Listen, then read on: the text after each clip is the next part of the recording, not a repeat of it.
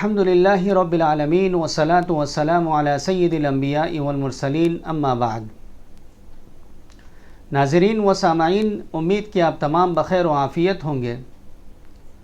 محرم الحرام کا چاند نظر آ چکا ہے اور الحمدللہ آج ایک محرم الحرام 1442 شروع ہو چکی ہے۔ اسلامی مہینوں میں ماہ محرم الحرام اہمیت، فضیلت اور رحمت و برکت کا مہینہ ہے۔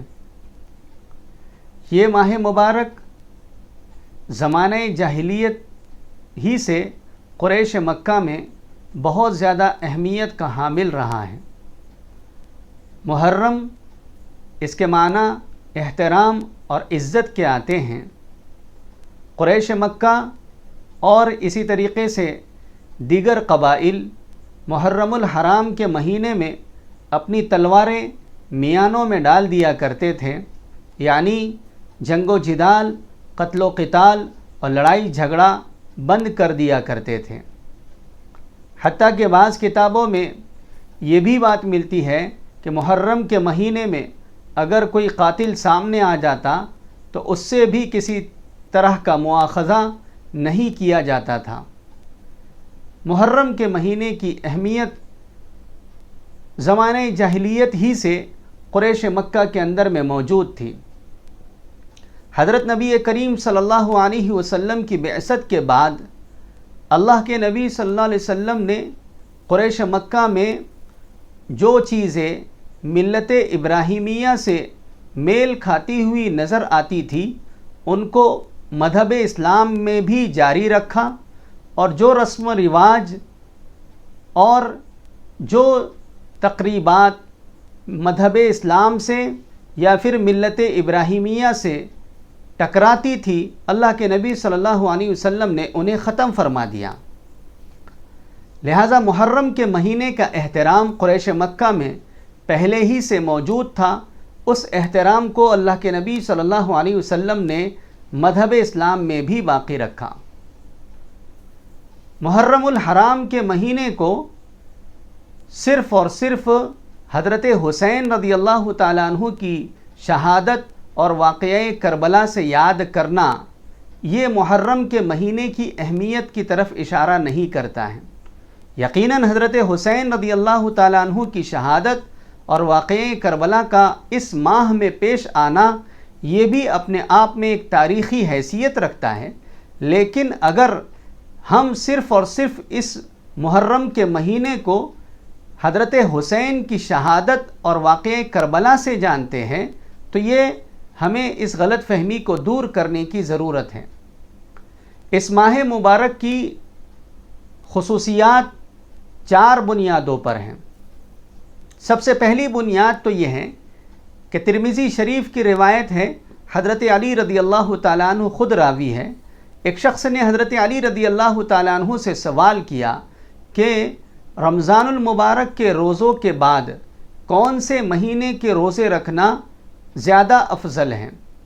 حضرت علی رضی اللہ تعالیٰ عنہ نے فرمایا کہ یہی سوال ایک شخص نے حضرت نبی کریم صلی اللہ علیہ وسلم سے کیا تھا، اور میں اس وقت میں خدمت اقدس میں بیٹھا ہوا تھا۔ اللہ کے نبی صلی اللہ علیہ وسلم نے ارشاد فرمایا کہ رمضان المبارک کے روزوں کے بعد اگر تم روزہ رکھنا چاہو تو محرم کے روزے رکھو، اس لیے کہ محرم کا مہینہ اللہ تبارک و تعالیٰ کی خاص رحمت کا مہینہ ہے۔ ایک روایت حضرت ابو ہریرہ رضی اللہ تعالیٰ عنہ کی ترمذی شریف میں ہے کہ حضرت ابو ہریرہ رضی اللہ تعالیٰ عنہ سے روایت ہے، حضرت نبی کریم صلی اللہ علیہ وسلم نے ارشاد فرمایا کہ رمضان کے مہینے کے بعد سب سے افضل روزے محرم کے روزے ہیں، کیونکہ یہ محرم کا مہینہ اللہ تبارک و تعالیٰ کی خاص رحمت کا مہینہ ہے۔ دوسری وجہ کہ اسی روایت کے اندر میں اللہ کے نبی صلی اللہ علیہ وسلم نے محرم کے مہینے کو شہر اللہ کہا ہے، یعنی اللہ کی خاص رحمت کا مہینہ۔ اس وجہ سے بھی محرم کا مہینہ بہت زیادہ فضیلت والا اور اہمیت والا بن جاتا ہے۔ تیسری وجہ اس ماہ محرم کے اہمیت کی اور فضیلت کی یہ ہے کہ یہ اسلامی سالوں میں ابتدائی مہینہ ہے، یعنی اسلامی سال کے ابتدا کا سب سے پہلا مہینہ محرم الحرام کا آتا ہے۔ اس وجہ سے بھی امام غزالی رحمۃ اللہ علیہ نے لکھا ہے احیاء العلوم میں کہ نیکیوں سے معمور کرنے کے لیے اس ماہ میں روزوں کو فضیلت والا بتلایا گیا ہے۔ اس وجہ سے بھی اس مہینے کی بہت زیادہ خصوصیت ہو جاتی ہے۔ چوتھی وجہ اس ماہ محرم کے خصوصیات میں سے یہ ہے کہ یہ ماہ محرم الحرام اشہر حرم میں سے ہیں، یعنی وہ 4 مہینے جن سے متعلق قرآن مجید میں ارشاد فرمایا گیا ہے کہ ذی قعدہ، ذی الحجہ، محرم الحرام اور رجب۔ بخاری شریف کی روایت میں ان 4 مہینوں کی بہت زیادہ فضیلت ہے اور اشہر حرم میں ان 4 مہینوں کو شمار کیا گیا ہے۔ لہٰذا محرم کے اس مہینے کی فضیلت اور اہمیت ہمیں سمجھ میں آتی ہے۔ قرآن میں بھی اس کی اہمیت کو اور فضیلت کو بیان کیا گیا ہے، احادیث مبارکہ میں بھی اس کی فضیلت و اہمیت کو اللہ کے نبی صلی اللہ علیہ وسلم نے خصوصیت کے ساتھ بیان کیا ہے۔ اسلامی سال کے مہینوں کی جو ترتیب ہے اس میں ذی الحجہ کا مہینہ آخری مہینہ ہے، وہ بھی قربانی والا مہینہ۔ محرم الحرام یہ پہلا مہینہ ہے، یہ بھی قربانیوں والا مہینہ، فضیلتوں والا مہینہ، رحمتوں والا مہینہ، اعمال سے معمور کرنے والا مہینہ ہے۔